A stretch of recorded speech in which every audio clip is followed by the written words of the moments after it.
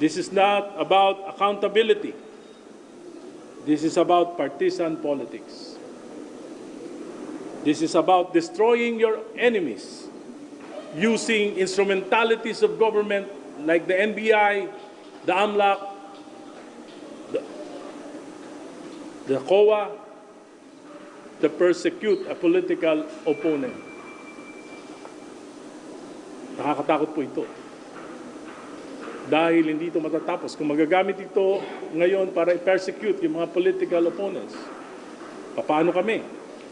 Na opponent din naman ng administrasyon na ito. This is not about evidence.